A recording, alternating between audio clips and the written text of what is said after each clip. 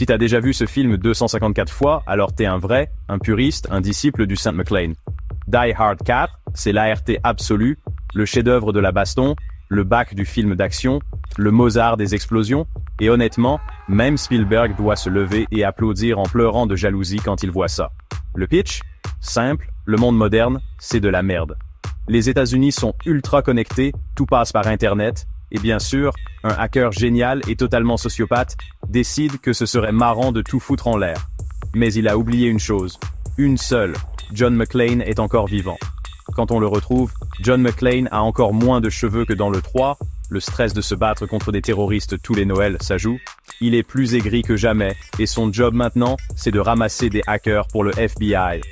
Un petit boulot pépère? Ha ha ha ha ha. Non, évidemment. Sinon, il n'y aurait pas de film. Son dernier colis à livrer s'appelle Matt Farrell, un nerd ultra compétent mais socialement handicapé, qui passe ses nuits à coder des trucs illégaux et à se foutre du FBI en slip dans son appart. Le problème, c'est que ce cher Matt a piraté sans le savoir le système de Gabriel, le grand méchant du film, un ancien agent des services secrets devenu terroriste informatique. Gabriel, lui, a un plan de génie.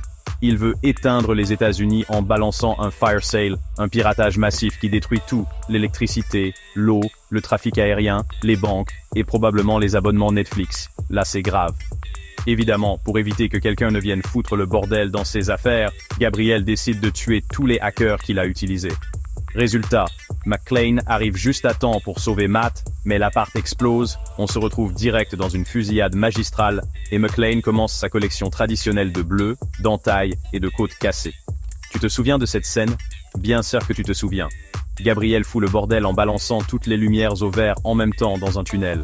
Résultat, un choc à pic d'accidents, voitures qui volent, explosions, camions en flammes, tout ça en fonçant sur McClane et Matt.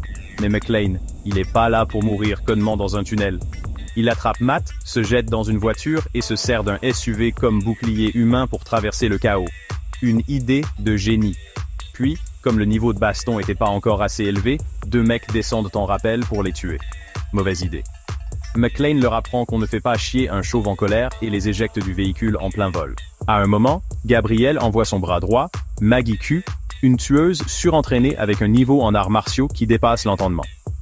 On arrive dans un entrepôt, et là, c'est le cirque du soleil du combat. Maggie Q enchaîne les high kicks, les coups de genoux et les prises de judo sur McClane, qui se prend la plus grosse rouste de sa carrière. Sauf que McClane, c'est McClane. Il saigne, il souffre, mais il revient toujours. Et là, le move de l'espace. Après s'être fait massacrer et balancer dans tous les sens, McClane utilise une voiture pour enfoncer Maggie Q Dance, une cage d'ascenseur, et lui met un camion dans le cul. Elle meurt comme une reine. Explosion, débris partout. McClane ressort encore plus badass. Et c'est là qu'il lâche un de ses meilleurs punchlines. T'aurais dû sortir avec un Américain. RIP Maggie Q. Tu veux du n'importe quoi tellement over the top que Michael Bay lui-même a dû prendre des notes? Voici l'avion de chasse. Gabriel, qui commence à avoir bien peur de McClane, décide de sortir l'artillerie lourde. Il pirate un chasseur F-35 et le lance contre un mec à pied. Résultat, le pilote du F-35 balance tout ce qu'il a. Mitrailleuse lourde? Oui. Missile? Oui. Détruire un pont entier? Oui. Sauf que McClane est immortel. Il esquive les balles, saute sur un camion qui s'écroule, se retrouve sur l'avion lui-même et le fait cracher comme un chef. Et devinez quoi? Il s'en sort en glissant sur une route en feu. Ce mec est un dieu. On arrive au boss final. Gabriel a kidnappé la fille de McClane, une version mini de lui-même, aussi bornée et badass que son père. Mauvaise idée. McClane, enragé, débarque et se fait capturer. Sauf que c'était un plan. Gabriel met une arme sur sa fille et tire sur McClane, mais il n'avait pas prévu que McClane se tire lui-même dans l'épaule pour tuer Gabriel. Youpi-kai, pauvre con. Gabriel, mort. McClane, encore vivant. Sa fille, impressionnée. Le monde, sauvé. Tu veux voir un film d'action où les méchants sont ultra charismatiques. Les scènes d'action sont d'une créativité absolue.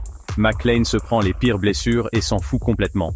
Les punchlines sont cultes. La mise en scène est du génie. Alors regarde Die Hard 4, encore 254 fois de plus.